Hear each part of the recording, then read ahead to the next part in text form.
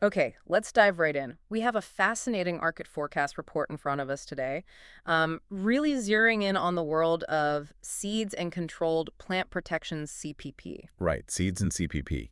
Think of these as, well, the essential tools farmers use, not just to get crops started, but, to keep them healthy, productive, all through the growth cycle. Exactly. And this report is basically charting where the global market for these really critical agricultural inputs is heading. hmm So our mission today, let's try and cut through this data, pull out the key trends, the big numbers, and figure out what it really tells us about the future of farming. Yeah, because it's not just about, like, balance sheets for big corporations, Yeah, right? no, not at all. It's about the tech, the resources that determine how much food we grow, how efficiently, and maybe how sustainably too. So let's unpack it. Okay, starting globally then, the big picture. The numbers show a market that's already, well, pretty substantial and definitely poised for some major expansion. Right. Back in 2021, the global market for seeds and CPP, it was valued at $90.5 billion. Which is already huge. I mean, that's a big number to start with, but the projections, they're even more striking. Yeah, expected to hit $120 billion by 2025, so pretty soon. Okay. And then a really big leap up to over $210.9 billion Mhm. to be precise by 2033. Wow. So that's more than double the 2021 value in just, what, 12 years? Yeah, just over a decade. That kind of growth, it translates to a compound annual growth rate, AGR, of 7.3% globally. Okay, 7.3%. And what's driving that? The report mentions some reasons. It does. It points to several key drivers. It's not really one single thing. It seems to be a combination.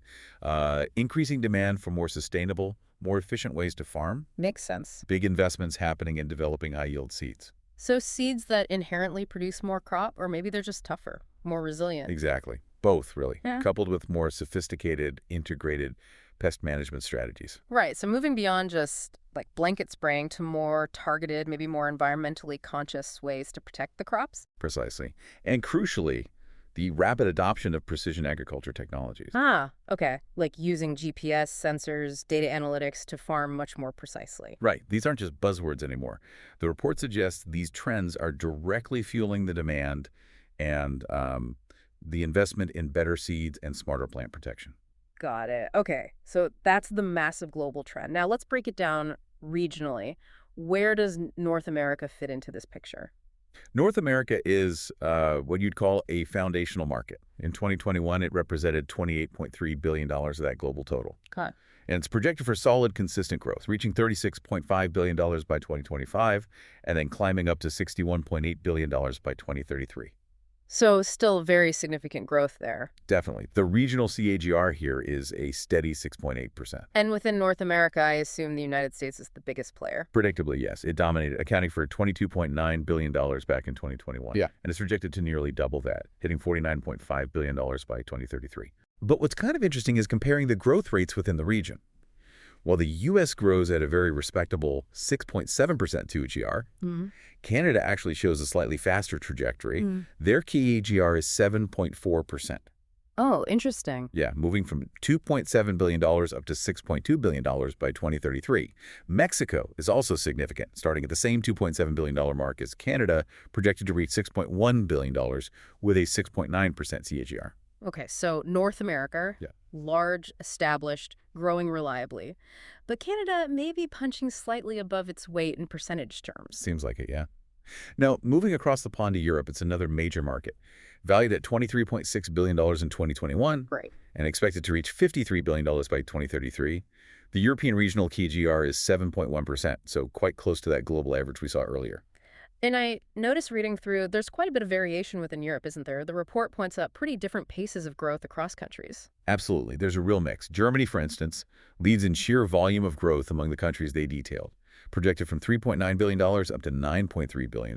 That's a 7.6% CAGR. But the United Kingdom actually shows the highest growth rate within Europe, just slightly higher at 7.7% CAGR, Yeah. going from $2.1 billion up to $5 billion. Right. And then you've got Italy at the other end, among the listed countries anyway. Slower pace there. Yeah, Italy's growth is slower, just 5.9% CAGR, from $1.2 billion to $2.2 billion. Okay. France and Spain are sort of in the middle, healthy growth rates. France at 6.5%, Spain at 7.3%. Russia's a large market from the start, $3.5 billion, growing steadily as well at 6.9% to $7.4 billion. And Luxembourg. Smaller contributor. Smaller, yes. And then you have the rest of Europe category, which collectively adds significant growth at a pretty healthy 7.4% CAGR. So Europe is definitely participating in this market expansion, but how fast really depends quite a bit on which country you're looking at. Exactly. It's not uniform growth across the continent. Okay, now, here's where it seems to get really interesting. The report really highlights Asia Pacific, calls it the true engine driving global expansion. Yeah, that's the takeaway. This region has the highest regional CAGR by quite a margin, Yeah. 7.9%. And look at the numbers. $33.5 billion back in 2021, projected to jump to $44.6 billion by 2025, and then a massive climb to $82.1 billion by 2033. 82 billion. That's Yes. huge. More than doubling in a decade, starting from a base that's already bigger than Europe or North America. Yeah. What's fueling that kind of growth? Well, it seems multifaceted. Scale obviously plays a big role. Yeah. And increasing adoption of these modern tools. China has the largest market share within Asia-Pacific, Right. projected to more than double from $13.9 billion in 2021 up to $34.6 billion by 2033. That's an 8% CAGR. Okay. But India actually has the highest growth rate among the major countries detailed in the report. Oh, really? What's India's CAGR? An impressive 8.4%, going from $6 billion up to $15.7 billion by 2033. That's really significant acceleration. Yeah, it is. Japan. This audio was created with podcastle.ai. By 2033. That's really significant acceleration. Yeah, it is. Japan is also a large market, growing steadily at 7.5%. South Korea shows strong growth, too. So the sheer scale of agriculture in places like China and India, combined with maybe catching up or increasing investment in these modern farming tools, is really driving those numbers sky high. That seems to be the story, yeah. The rest of the region contributes, too, of course, though Southeast Asia as a collective group has a slightly lower CGR, around 5.4%. But the overall picture for Asia-Pacific is clear. Very, very high momentum. Okay. And speaking of high momentum, Latin America also seems to stand out. Maybe not for the sheer size, but for sharp acceleration, even from a smaller starting point. It really does. While the overall regional market size isn't broken down quite the same way, the country-level growth rates they provide are quite striking. Brazil, for example, shows sharp growth with a 7.8% CGR, projected from $0.9 billion up to $3.2 billion. Okay. Argentina is also basically doubling, moving from $0.4 billion to $1.2 billion. That's a 6.8% CGR. And the report calls out some particularly exceptional growth rates here too, right? Really high numbers. Yes, absolutely. Colombia mirrors India's high rate, 8.4% CGR. Wow. And then Peru and Chile. Yeah. They're highlighted with some of the highest growth rates in the entire global data set we're looking at. How high are we talking? Peru is projected at 9.2% CAGR. And Chile actually tops the list globally, according to this report, at 9.7% CAGR. Nearly 10% annual growth. Exactly.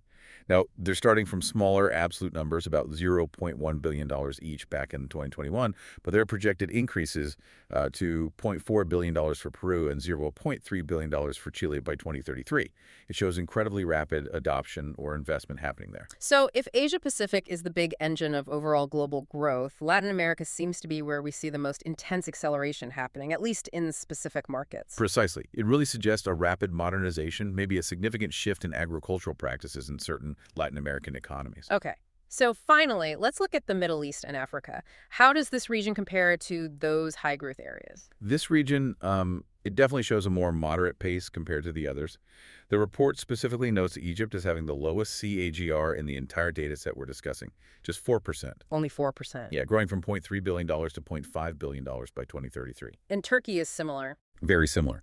Following closely with a 4.6% fine AGR, also going from $0.3 billion to near $0.5 billion. The rest of the Middle East category collectively shows modest growth, too, a 5.5% CAGR.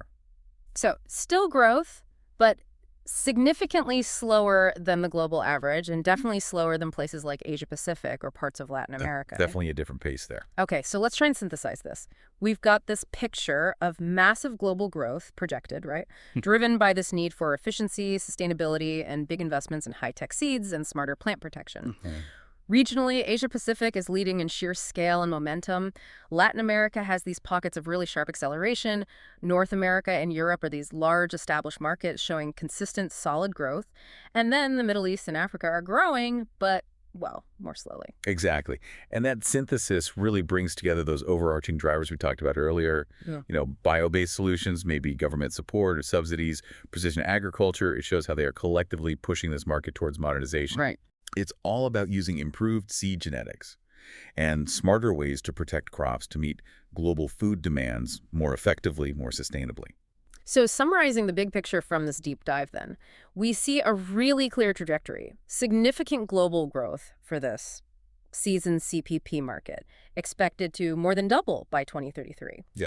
And it's fueled by this global push, this demand for more efficient and sustainable farming methods, leveraging technology, and improved biological inputs. And, why should you, the listener, care about these market numbers? Well, because they are a direct reflection of fundamental shifts happening in how we actually grow food all around the world. Right.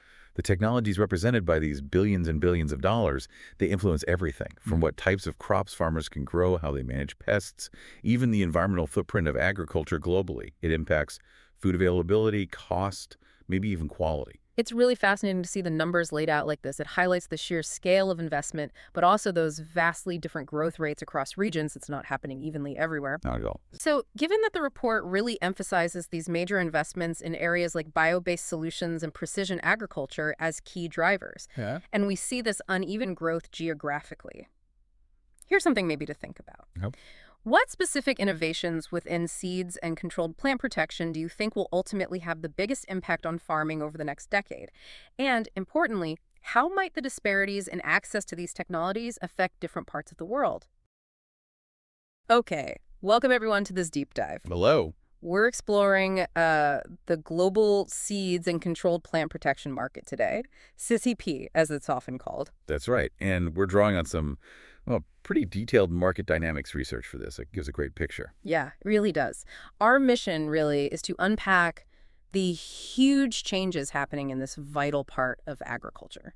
We want to understand what's pushing it forward, the growth drivers. And what's holding it back, the restraints, plus the key trends shaping where it's all heading. Definitely. And look, this isn't just about seeds in a bag or chemicals in a bottle. No, it's much bigger. It's fundamentally about how we're going to feed, everyone, a growing world population, and doing it sustainably efficiently. It's innovation meeting a massive global need. Precisely.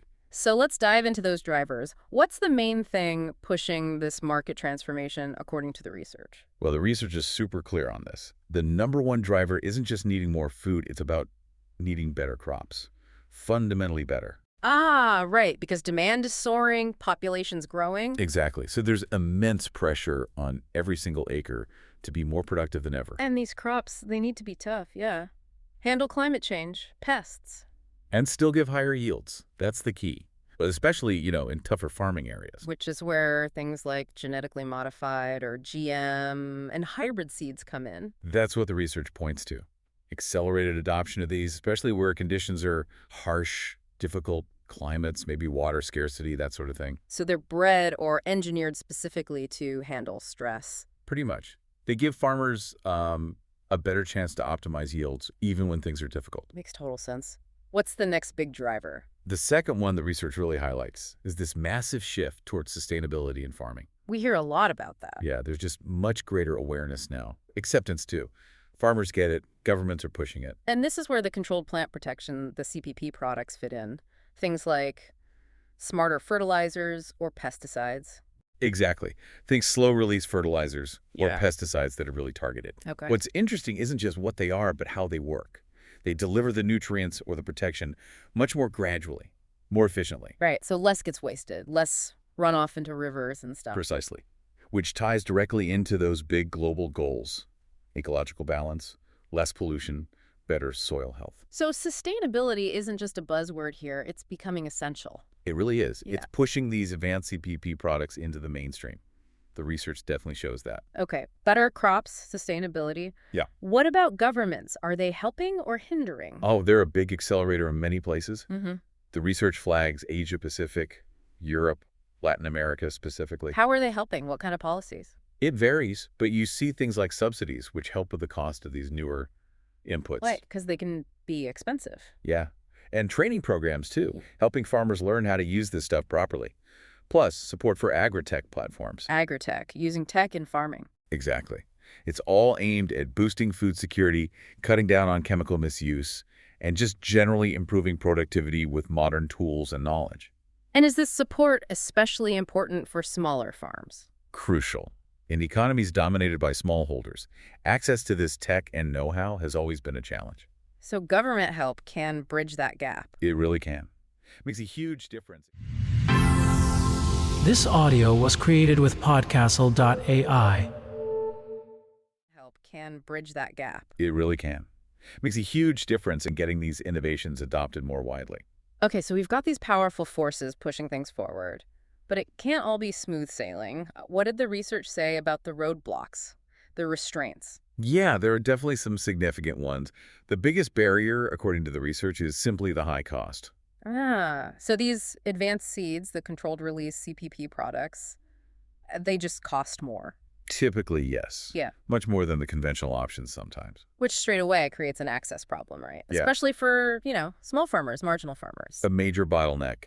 And the research really stressed this is worse in places without good agri-credit infrastructure. Meaning systems for loans or financing for farmers. Exactly. If farmers can't get the financing to cover that higher upfront cost, they often just can't adopt the technology no matter how good it is. It delays things or stops adoption altogether. So it's the price tag plus the lack of financial support. Yeah. What else holds things back? It's not just money, is it? No, not at all.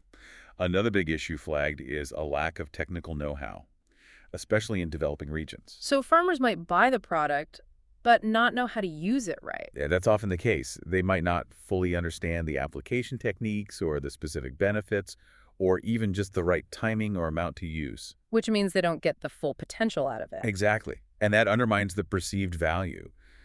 If it doesn't seem to work as well as promised because it wasn't used correctly. They won't buy it again. Slows the whole market down. Right. It really points to the need for strong extension services, education and training out in the field. Definitely. Okay, cost, know-how. What about the rules, regulation? Yes. The third big limiting factor is the regulatory landscape. It's pretty stringent. Meaning it takes a long time to get these things approved. Yes. Lengthy approval processes, really rigorous safety and efficacy testing required before anything gets to market. And I bet the rules aren't the same everywhere. That's a major complication. Huge differences between regions, especially when it comes to chemicals or GMOs. So what's okay in one country might be banned next door. Pretty much. Yeah. Which creates massive delays and uncertainty for the companies developing these products. Trying to navigate that patchwork must be tough. It really restricts how quickly innovation can actually reach the farmers who need it. It definitely impacts the market dynamics. Okay, so we have these drivers pushing, restraints pulling. Amidst all this, how is the market actually changing? What are the big trends reshaping things? Well, one really prominent trend is the rise of precision agriculture and how it's integrating deeply with these advanced seeds and CPP products. Right, this is where all the tech comes in. Drones, satellites. Exactly that. Drones, satellite imagery, soil sensors, GPS-guided tractors, all that stuff. And how does that connect to seeds and CPP? These tools allow for incredibly accurate monitoring and really targeted application of inputs. So putting fertilizer exactly where the sensor says it's needed? Precisely. Or applying a pesticide only to the affected patch, not the whole field. It minimizes waste, cuts environmental impact, and maximizes productivity. Less input, same or better output. That's the goal. And the research suggests this is only going to get more sophisticated as farming becomes more data-driven. It's creating a much more efficient system. Very cool. What other trends are emerging? There's also a really strong growing interest in bio-based solutions. Bio-based, like derived from nature. Yeah, things like seed coatings made from microbes, or CPP products using beneficial bacteria or fungi, biostimulants too, which trigger the plant's natural growth systems, organic formulations. And why the growing interest? Is it the sustainability angle again? That's a big part of it. Stricter environmental rules, plus consumers wanting food produced with fewer synthetic chemicals. Makes sense. And how do they work compared to traditional chemicals? Often they support the plant's own health, boosting its natural immunity, improving how it takes up nutrients, helping germination. The big idea is reducing reliance on synthetic agrochemicals. Interesting. A different approach. Now, are these advanced technologies still mainly for the big commodity crops? Corn, wheat, soy? Historically, yes, but the research shows a definite diversification happening now. Oh, Where are they expanding? into high-value segments. Think fruits, vegetables, even flowers, floriculture. Ah, so the stuff in the produce aisle, not just the grain silos. Exactly. Specialty crops, horticulture. These are becoming really important markets, Any particular types of farming? especially where there's high control or high value, like greenhouse farming, or crops grown specifically for export where quality is key. Value-added agriculture in general. So it's opening up new avenues beyond just the traditional big field crops. Definitely. New growth opportunities for everyone in the sector. Okay, let's pull this all together for you, the listener. We've gone through the drivers, the challenges, the trends.